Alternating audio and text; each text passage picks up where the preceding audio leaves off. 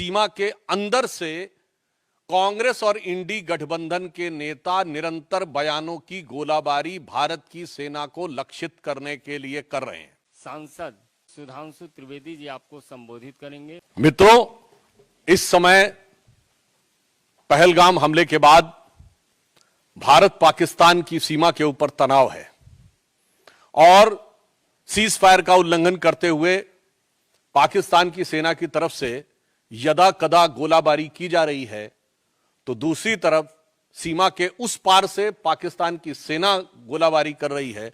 तो सीमा के अंदर से कांग्रेस और इंडी गठबंधन के नेता निरंतर बयानों की गोलाबारी भारत की सेना को लक्षित करने के लिए कर रहे हैं।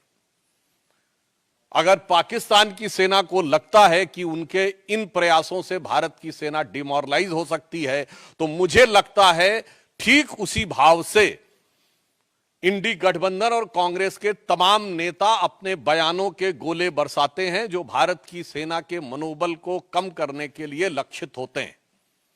एक तरफ कांग्रेस और इंडी गठबंधन के नेता ये मुखौटा लगाकर कहते हैं कि वो सरकार के साथ हैं, और फिर उनके नेता बयानों की श्रृंखला एक के बाद एक वो देते रहते हैं जो भारत के विरुद्ध और भारत की सेना को मनोबल को गिराने वाली हो।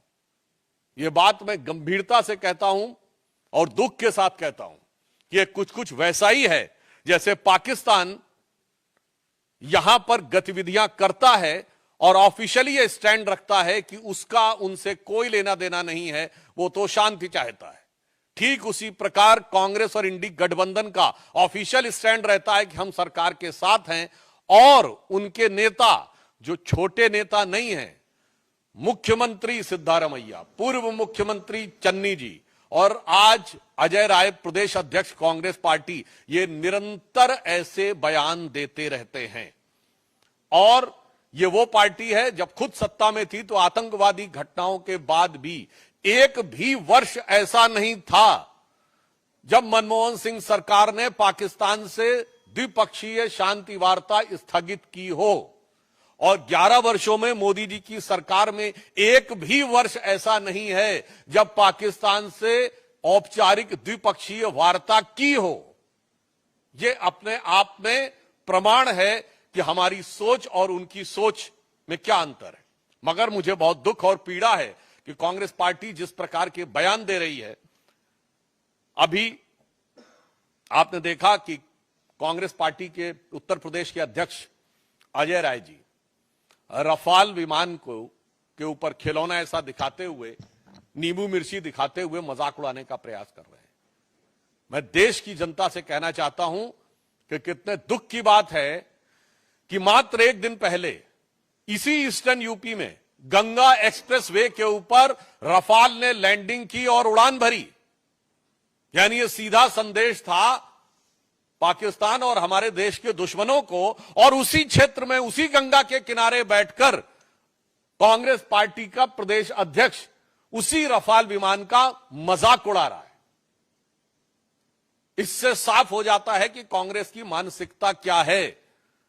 और यह भी मैं कहना चाहता हूं, हां सच है कि भारत के तमाम क्षेत्रों में एक मान्यता है कि नींबू मिर्ची बुरी नजर से बचाती है, परंतु आज भारत की सेना को पाकिस्तान की बुरी नजर से बचने की जरूरत नहीं है, क्योंकि पाकिस्तान की सेना भारत की सेना को डरी नजर से देख रही है, और ये इंडी गठबंधन और कांग्रेस वाले बुरी नजर से देख रहे हैं। तो आज वास्तविकता में ईमानदारी से कहें तो भारत की सेना को हमारे इन विपक्षी दलों के, कांग्रेस और इंडी गठबंधन के दलों की बुरी नजर से बचने की जरूरत महसूस हो रही है। जहां उस रफेल की गर्जना से पाकिस्तान थर्राया हुआ और डरा हुआ महसूस करता है, वहीं ये लोग उसका मजाक उड़ाने का प्रयास करके सेना का मनोबल गिराने का प्रयास करते हैं। और मैं कांग्रेस पार्टी से कहना चाहता हूं, बिल्कुल यह सच है कि जब रफाल आया था तो हमारे रक्षा मंत्री राजनाथ सिंह जी ने फ्रांस में जाकर उसके ऊपर स्वास्तिक बनाया था। शायद इनको पता नहीं है, भारत की सेना में बाकायदा धार्मिक शिक्षक नियुक्त होते हैं जब सैनिक युद्ध करने के लिए जाते हैं तो उनकी धार्मिक भावनाओं के अनुरूप जो जो वह परंपरा चाहें, जो जो वो रिचुअल चाहें, और उन धार्मिक भावनाओं के अनुरूप उनकी पूरी व्यवस्था की जाती है। मैं कांग्रेस पार्टी से पूछना चाहता हूं, इसमें किस बात का मजाक उड़ा रहे हैं? हिंदू धार्मिक आस्थाओं का मजाक उड़ा रहे हैं कि चूंकि राफेल के ऊपर स्वास्तिक बनाया गया था। उधर पाकिस्तान की सेना कलमा पढ़ने की बात करती है और ये लोग हिंदू धार्मिक भावनाओं का मजाक उड़ाते हैं। इन्हें पता होना चाहिए कि भारत की सेना की जो तमाम रेजिमेंटें हैं उनके युद्ध उद्घोषी पूर्ण रूप से धार्मिक भावना के ऊपर आधारित है।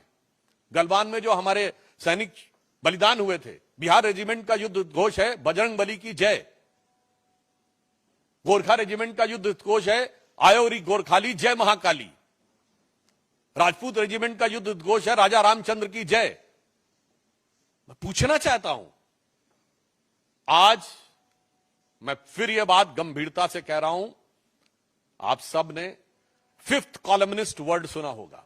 1936 से 39 के बीच में जो स्पेनिश सिविल वॉर हुई थी, तो स्पेन में यह माना जा रहा था कि चार तरफ से दुश्मन की सेनाएं आगे बढ़ रही थी, परंतु उसमें फ्रेज यूज किया था, उन्होंने कहा था 4 columns are approaching from all the 4 sides, but there is a 5th column which is supporting those who are working against the interest of Spain at the time. आज कांग्रेस पार्टी और इंडी गठबंधन 5th columnist की तरह हो गया है कि अगर दुश्मन की सेनाएं बाहर से घात लगाकर बैठी हैं तो ये इसी प्रकार से उनका मनोबल बढ़ाने का काम कर रहे हैं। और ये बात मैं ऐसे ही नहीं कह रहा हूं, आप सब मीडिया से जुड़े हुए हैं। मैं आपसे पूछना चाहता हूं कि आपने पाकिस्तान के कितने नेताओं के बयान भारत की मीडिया में देखे हैं जो भारत के पक्ष में कोट किए जा रहे हो? एक भी नहीं। बिल्कुल मैं मानता हूं कि भारत की सेना पाकिस्तान की सेना से बहुत शक्तिशाली है। भारत की सरकार प्रधानमंत्री श्री नरेंद्र मोदी जी के नेतृत्व में दृढ़ निश्चय और संकल्प के साथ कटिबद्ध है, मगर एक मामले में पाकिस्तान हमसे मजबूत है। वो इस मामले में कि पाकिस्तान में एक भी नेता वहां की सेना का मनोबल गिराने के लिए कोई बयान नहीं दे रहा है। भारत में ऐसे बयानों की झड़ी लगी हुई है। पाकिस्तान के एक भी नेता का बयान भारत की मीडिया में हाईलाइट नहीं हो रहा है। दूसरी तरफ हमारे इंडी गठबंधन के तमाम नेताओं के बयान, वहां पर सिद्धारमैया जी का बयान, चन्नी जी का बयान, बाकायदा वहां की मीडिया में किस ढंग से बोले जा रहे हैं। वहां के राजनीतिक विश्लेषक वहां की टीवी डिबेटों में बैठकर भारत के राजनीतिक दलों का नाम लेकर, नेताओं का नाम लेकर यह शब्द प्रयोग कर रहे हैं कि सब लोग हिंदुस्तान में मोदी के साथ नहीं हैं। यहां तक शब्द प्रयोग किए गए, इसके वीडियो अवेलेबल हैं, राजनीतिक दलों का नाम लेकर कि ये लोग हमारे साथ हैं।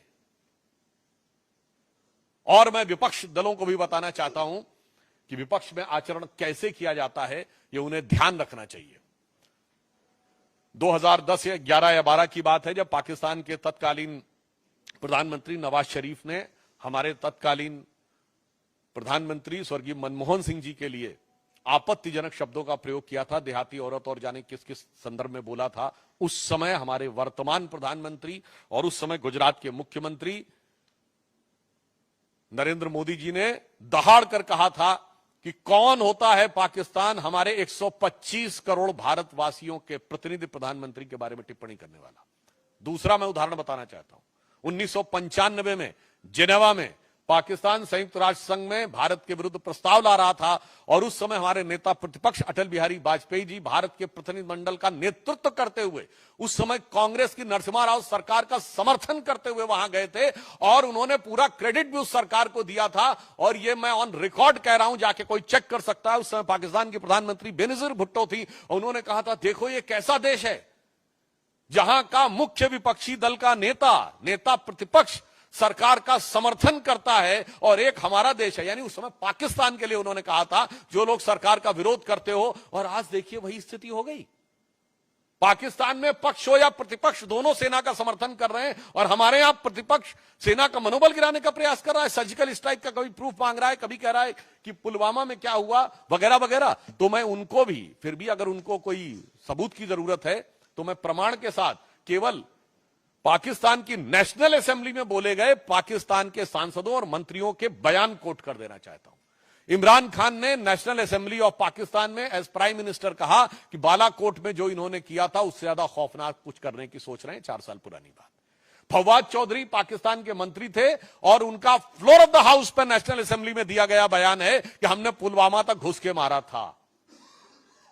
मुझे लगता है इसके बाद भी भारत के किसी दल को सबूत चाहिए तो उन्हें चुल्लू भर पानी में डूब मरना चाहिए, क्योंकि फ्लोर ऑफ द हाउस पे मंत्री का दिया गया बयान सरकार का आधिकारिक बयान होता है। और इसके बाद पाकिस्तान के एमपी ने उस समय के फॉरेन मिनिस्टर शाह महमूद कुरैशी साहब को कोट करते हुए कहा कि मैं बैठा हुआ था, शाह महमूद कुरैशी साहब यानी उस समय के फॉरेन मिनिस्टर बैठे थे, आर्मी चीफ आए और आर्मी चीफ के पांव कांप रहे थे। यह फ्लोर ऑफ द हाउस पे दिया गया बयान है। आर्मी चीफ के पांव कांप रहे थे। उन्होंने कहा खुदा का वास्ता है अभिनंदन को वापस कर दो वरना शाम तक इंडिया अटैक कर देगा।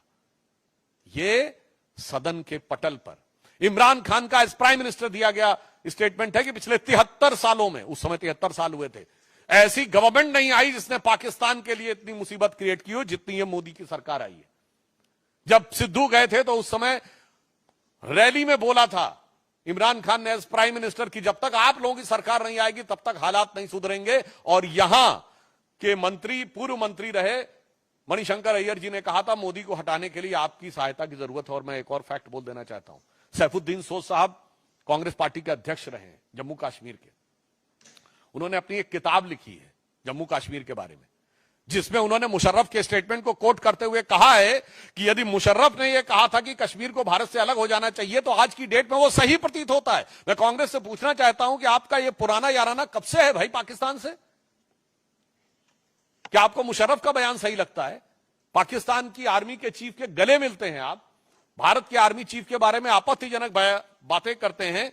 इसलिए मैं स्पष्ट रूप से देश की जनता को संबोधित करते हुए कहना चाहूंगा कि देश के अंदर और बाहर सरकार और सेना पूरी दृढ़ता के साथ, कूटनीतिक दक्षता के साथ जहां संकल्पित होकर खड़ी है। इस समय भी रक्षा मंत्री जी की जापान के रक्षा मंत्री से वार्ता चल रही है, तो दूसरी तरफ विपक्ष के द्वारा जिस प्रकार का घटनाक्रम किया जा रहा है यह अपने आप में बहुत दुखद है, निंदनीय है, भर्त्सना योग्य है। परंतु हम देश को आश्वस्त करना चाहते हैं कि प्रधानमंत्री श्री नरेंद्र मोदी जी के नेतृत्व में जो प्रधानमंत्री जी ने कहा है कि इस घटना के अपराधियों को धरती के अंतिम छोर तक ढूंढकर दंडित किया जाएगा और दंड ऐसा होगा जिसका कोई पूर्व का उदाहरण नहीं होगा, यानी अभूतपूर्व दंड दिया जाएगा। और ये वो लोग हैं जिन्होंने जीती हुई बाजी, जंग के मैदान पे जीती हुई सेना को कूटनीति के टेबल पर हारने पे मजबूर किया है। मैं कांग्रेस को याद दिलाना चाहता हूं, आप कहते हो कि हमारा वायुसेना का जो जहाज है वो खिलौने की तरह है। हां, मैं कांग्रेस पार्टी को याद दिलाना चाहता हूं 26/11 के हमले के बाद वायुसेना कार्रवाई के लिए तैयार थी और उस समय वायुसेना अध्यक्ष फौली होमी मेजर साहब ने 2016 में अपने संस्मरण में लिखा है कि मनमोहन सिंह सरकार ने अनुमति नहीं दी। आपने वायुसेना के युद्धक विमानों को खिलौने की तरह रखा था, मगर मोदी जी की सरकार सेना के हर साजो सामान को उचित, प्रभावी कूटनीतिक घेराबंदी के बाद रणनीतिक प्रयोग के लिए रख रही है। आपकी सरकार वो थी कि हमारी फौज जीतती थी और सरकार सब कुछ हार के चली आती थी, क्योंकि आप को एक मर्ज था कि हमें सुलह की शक्ल संवारनी है, भले ही वो भारत की सेना के जवानों के खून से क्यों ना संवारनी पड़े। तो एक पंक्ति में याद दिलाना चाहता हूं जो उनकी विदेश नीति थी, वो क्या थी कि चीन छीन देश का गुलाब ले गया। ये नेहरू जी के लिए कहा गया। चीन की विदेश नीति असफल हुई थी ना, गुलाब पहनते थे, वो गुलाब लगाते थे। चीन छीन देश का गुलाब ले गया और ताशकंद में वतन का लाल सो गया, और ये सुलह की शक्ल को संवारते रहे, जीतने के बाद बाजी हारते रहे। मगर अब सरकार वो है जो जंग और कूटनीति के मैदान दोनों के ऊपर प्रभावी उत्तर देने के लिए तैयार और कृत संकल्पित खड़ी हुई है। फिर भी मैं कांग्रेस पार्टी से अनुरोध करूंगा कि कृपया इस संवेदनशील समय में सेना का मनोबल गिराने और राष्ट्र का मनोबल गिराने की हरकतों से बाज आए। धन्यवाद। प्रश्न सादर आमंत्रित है रविकांत राय।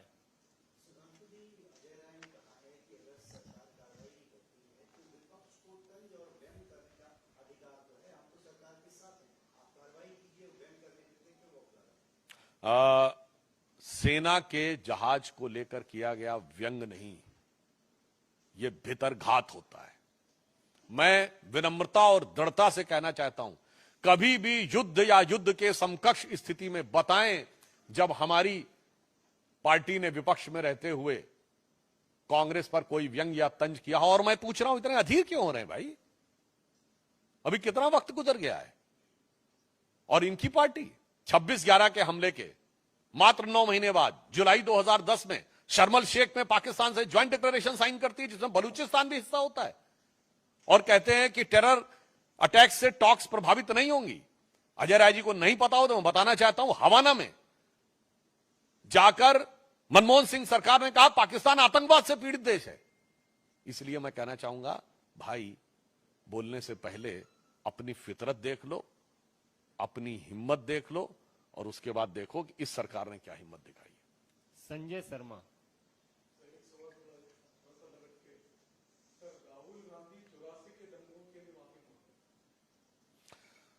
मुझे लगता है कि जो वैसे ही जैसे अभी कह रहे हैं कि हम सरकार के साथ हैं और उसके बाद भी उनके नेता अनाप शनाप आपत्तिजनक बयान दे रहे हैं, उसी प्रकार 84 के दंगों के मुख्य आरोपियों को लंबे समय तक मंत्री, सांसद, विधायक और तमाम प्रकार की चीजों के नवाजिश रहमो करम देने वाले लोग अगर आज ये कहें तो यह साफ नजर आता है कि ये मुख नहीं मुखौटा है। और सिर्फ इस पे नहीं, उनको तो स्वर्गीय राजीव गांधी जी के उस बयान पे माफी मांगनी चाहिए थी जिसमें उन्होंने कहा था बड़ा पेड़ गिरता है तो धरती हिलती है। ये 84 का दंगा नहीं था, पहले मैं बात कह दूं। दंगे में अक्सर दो वर्गों के बीच में होता है जिसमें दोनों समुदायों के लोग मारे जाते हैं।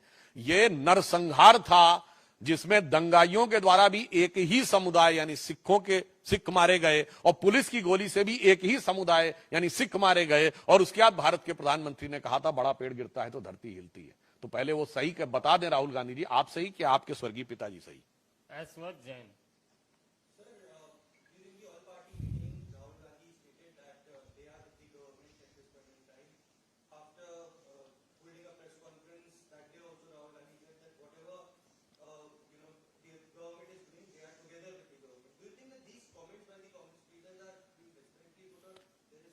I think whatever the statement given by the Congress party and Rahul Gandhi, now in the backdrop of these statements given by from Ajay Rai to Channi to Siddharamaiah, there are n number of statements. It seems that that is nothing but a mask to cover the real and ugly face of Congress' nefarious design to find out some political opportunity or some appeasement politics even at this hour of crisis. अंकित गुप्ता।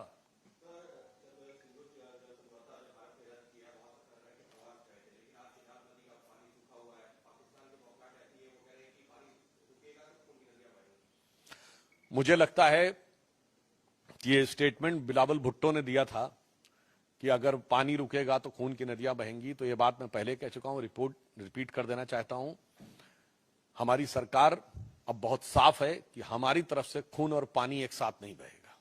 अब आप तय कर लीजिए कि आपको खून बहाना है या पानी पाना है। जैसे कांग्रेस की सरकार में होता था कि शांति वार्ता आतंकवाद से प्रभावित नहीं होगी, हमारी सरकार ने कहा आतंकवाद के साथ शांति वार्ता नहीं होगी, तो भारत का खून और पानी एक साथ नहीं बहेगा। और वैसे भी बिलावल भुट्टो को याद रखना चाहिए कि उनकी मां बेनजीर भुट्टो ने अपनी किताब डॉटर ऑफ ईस्ट में चैप्टर नंबर 2 में पेज नंबर 25 पे लिखा है कि during our childhood we were told that we descended from the Rajput clan of Hindus. तो मियां बिलावल, आपका खून और पानी दोनों ही हिंदुस्तानी है। तो बहाने की बात से पहले जो अपनी जुबानी से निकाल रहे हैं उससे पहले अपने खानदान की कहानी समझ लीजिए। अनीता जी।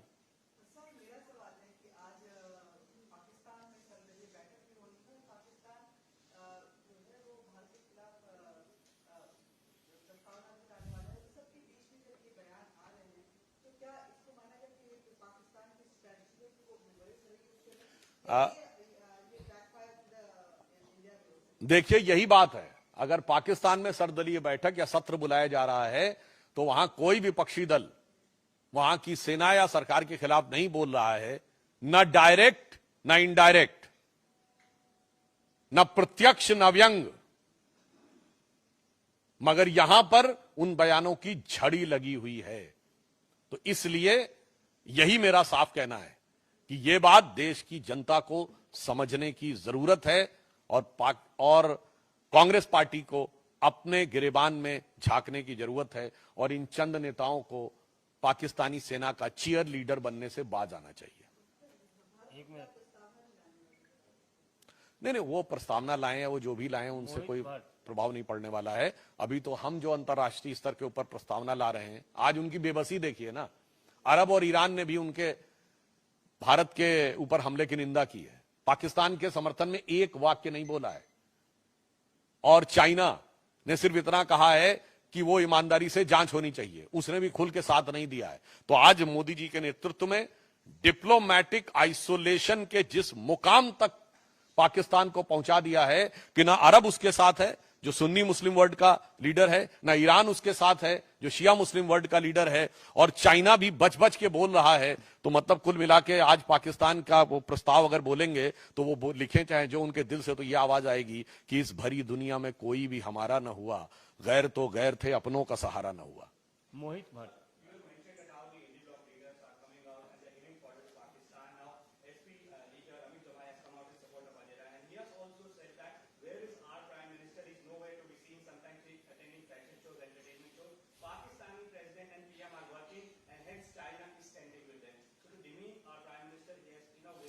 This is nothing but a series of like the serial blast used to happen during the Congress regime when they were in power. There was unending terrorist attack and serial blast. So when they are out of power, these type of serial statements are coming. अमन।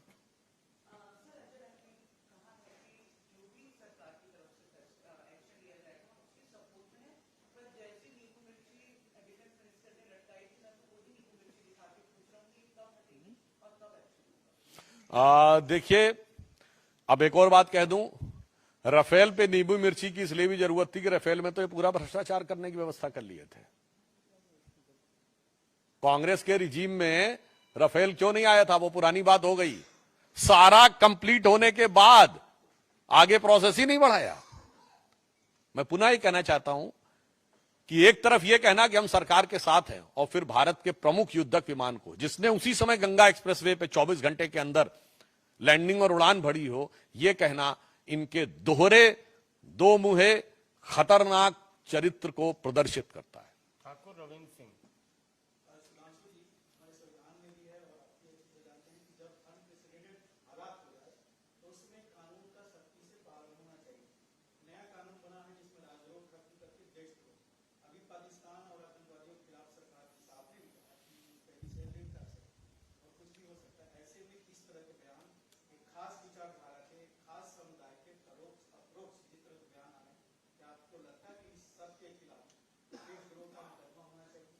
देखिए, इस विषय के ऊपर बयानों का जो भी प्रकार है, इसके टेक्निकल के साथ साथ मॉरल और पॉलिटिकल जवाब भी हमें कांग्रेस से चाहिए।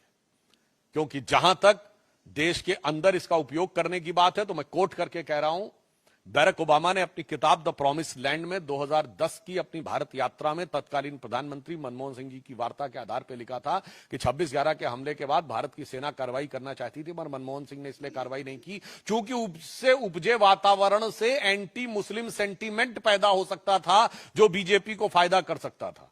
तो यह कांग्रेस पार्टी है जो भारत के अंदरूनी वातावरण को पाकिस्तान से जोड़ती है, हम नहीं जोड़ते हैं। गणेश पाठक। गणेश पाठक।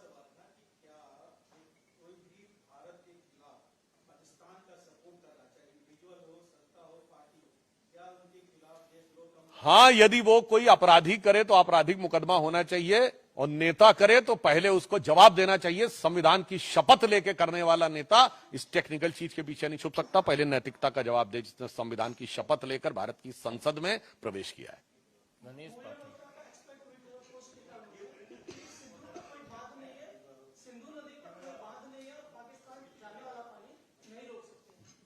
देखिए, अगर वो ऐसा है तो फिर उन्हें घबराहट किस बात की है? ये दोनों बातें एक साथ नहीं चल सकती हैं। मगर एक अंतर यह भी है, भारत सरकार ने एक निर्णय यह भी लिया है कि अब हम हाइड्रोलॉजिकल डाटा पाकिस्तान के साथ शेयर नहीं करेंगे। इससे पहले युद्धों के दौरान भी हाइड्रोलॉजिकल डाटा जो इन 5 नदियों का था, यानी कितना पानी आया है, एट प्रेजेंट कितना पानी है, यह पाकिस्तान को शेयर किया जाता था। अब भारत सरकार ने शेयर करना बंद कर दिया है।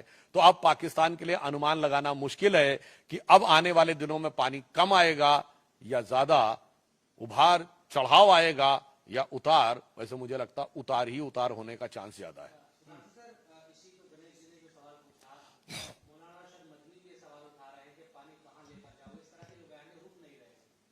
देखिए, ये जिस प्रकार के लोग बयान दे रहे हैं, मैं पुनः ये बात कहना चाहता हूं, अब या तो उनकी समझ बहुत विचित्र है, क्योंकि जो हमारे विपक्षी दल हैं उनके सामने बड़ी समस्या हो जाती है, वो हर चीज के एक्सपर्ट हो जाते हैं। अब पानी कहां लेके जाएंगे, तो मुझे लगता है हाइड्रोलॉजी के एक्सपर्ट हो गए, या वो सिविल इंजीनियरिंग के एक्सपर्ट हो गए। जब राफेल की बात आती तो एरोनॉटिकल इंजीनियरिंग के एक्सपर्ट हो जाते हैं। जिस समय वैक्सीन की बात आती तो सेलुलर माइक्रोबायोलॉजी के एक्सपर्ट हो जाते हैं। फिर जब वैक्सीन आई तो कहते इतने कम समय में वैक्सीन कैसे उसका पूरा हो गया, तो स्टैटिस्टिक्स के एक्सपर्ट हो जाते हैं। और जब राम मंदिर का उद्घाटन होना होता है तो मुहूर्त के एक्सपर्ट हो जाते हैं। तो उनकी इस एक्सपर्टीज का जवाब देना मेरे विचार से देश की जनता भली भांति समझती है। शैलेंद्र दूरदर्शन अंतिम प्रश्न।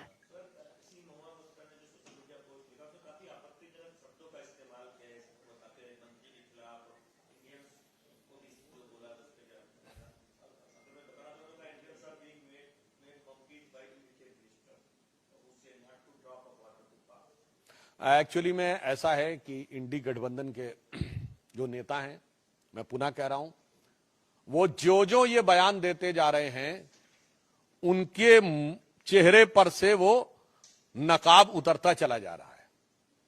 और ये सारे के सारे लोग एग्जैक्टली अपनी पार्टी और गठबंधन का असली चरित्र उजागर करते चले जा रहे हैं। जिसे एक पंक्ति में कह दूं कि वो पैरवी तो झूठ की करता चला गया, बस उसका चेहरा उतरता चला गया, और रंगत समझ में आई मगर आई देर से, कच्चा था बहुत रंग उतरता चला गया। तो ये जो हम सरकार के साथ खड़े हैं, ये बहुत कच्चा रंग था। चाहे महुआ मैत्रा जी हो, अमीर जमाई जी हो, या सिद्धारमैया जी हो, या कर्नाटक के में जो मंत्री हैं, क्या थिम्पू जिनका नाम था वो हो, कोई भी हो, सबका रंग उतरता चला जा रहा है। बहुत बहुत धन्यवाद।